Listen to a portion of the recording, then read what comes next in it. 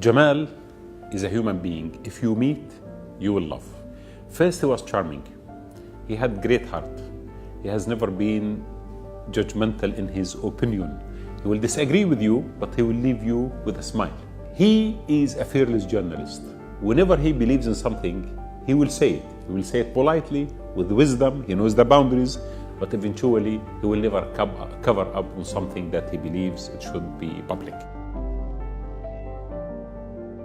Just 2 days before his murder, he told me the slogan from now on should be democracy is the solution. In the Arab world, we have had many slogans.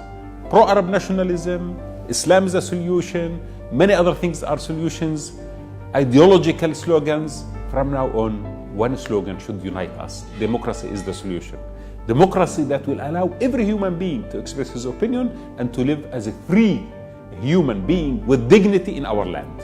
And that was, in my opinion, the overriding mission that Jamal had, especially during the last period, which is the 1.5 years of self-exile.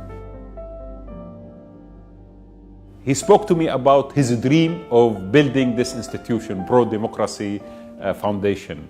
Actually, just 2 days before his departure, he told me, can't we find 10 business people in the West, for example, Arabs or Muslims living in the West, who are willing to invest, each one of them 50,000, 100,000, and we found something that could teach the new generation the meaning of democracy and societal reconciliation. And we could launch a new trend that really could introduce the culture of democracy not only to the young, but also to convince the old that this is a great solution and it is a win-win situation for all of us. He had that dream, and I hope that this dream will be actualized.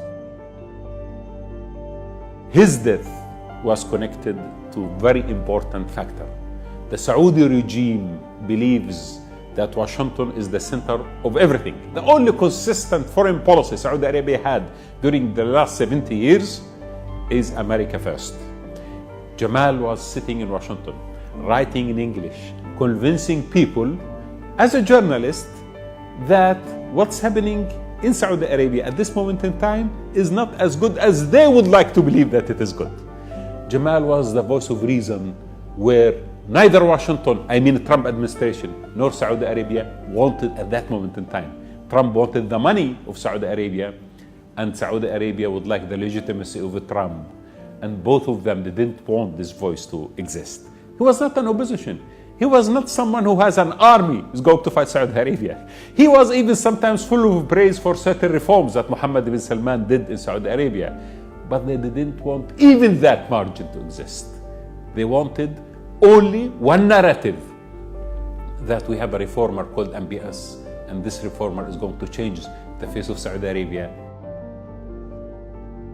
There are boundaries to what the regime could do against the opposition. They might hijack some of them, they might try to pressurize them, but he has never imagined that the Saudi regime can do what they did to him, killing him in that brutal manner. Why? Because Saudi regime of today is not the same Saudi regime that Jamal knew. But the new era of MBS, the Crown Prince, is different even from the legacy and the tradition of the previous kings and the crown princes in Saudi Arabia. And that Jamal maybe did not realize to the full extent. And this is why he never expected this brutal killing that might happen to him. Jamal was chief editor of Al Watan newspaper. Al Watan newspaper is a semi-official newspaper in Saudi Arabia. And normally in Saudi Arabia, you can't really be an editor of a newspaper without carrying the official line, in a way. But always there will be some form of a margin within the concept of following the main line. He thought as a journalist that he can push that line. And one day he wrote something, or he allowed something to be published, criticizing the religious institution that has, of course, the full loyalty to the regime, but at the same time it was a tool in the hand of the regime against everyone else. And then he lost his job. So again, within Al Watan newspaper, he lost his job because of his fearless journalism of pushing the boundaries. In Al Arab, as well, TV station, it was launched one day only. And in that one day, he hosted an opposition leader from Bahrain. It was shut down again. So that was what Jamal is about. Jamal will always take the advantage of any opportunity that comes to him, but always will try to be faithful to the ethics of journalism and push the line a little bit in order to test if he can really be free in doing whatever he's doing. If this crime goes without punishment, then this is a beginning of a dark age in the Arab world we will never recover from for decades to come. But now, after 20 days, I say, his death has given us hope. His death has protected us from a fate that Jamal actually did face. Simply why? Because until now, this story is headline across the world. His blood is not lost, and his voice is still echoed everywhere. And this is why it could be a new beginning. We could retrieve the hope that we had in 2011 during the Arab Spring, the early days of the Arab Spring, of launching something fresh and new. He is providing the new generation of hope that you could do. It's not impossible that you have your own space where you can operate. Jamal definitely right now, after his death, continues the same mission that he started during his life, which is liberating the Arab mind and the Arab world from tyranny and from the depression when we faced the counter-revolutions after 2013.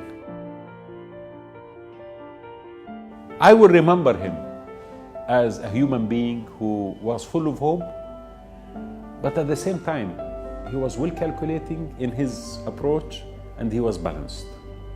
And before that and after that, I remember him as a great friend and a man with good heart. 2 days, in fact, before his murder, we had dinner together and he was, in a very good mood. He was very hopeful about the future. I joked with him, I said, Jamal, you are 10 years younger than last time I met you. Maybe because now you have a new love, you are about to get married. At that time he had a fiancée and he was preparing to get married. And he laughed. He said, it's beautiful that I told him it's a fresh start for you. He said, it's true. But you know where the fresh start will be? When we do something for our people.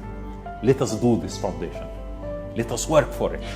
So while I am praising something in his personal life, he was still living the big dream of the public life and the big interest of the communities that he belongs to. This is what Jamal was about. Jamal has never, ever given up his, excitement about personal life, but never given up his excitement about the big vision, the mission that he belonged to, the Arab world that he dreamed of having, living much better life than the one that we are at this moment in time going through.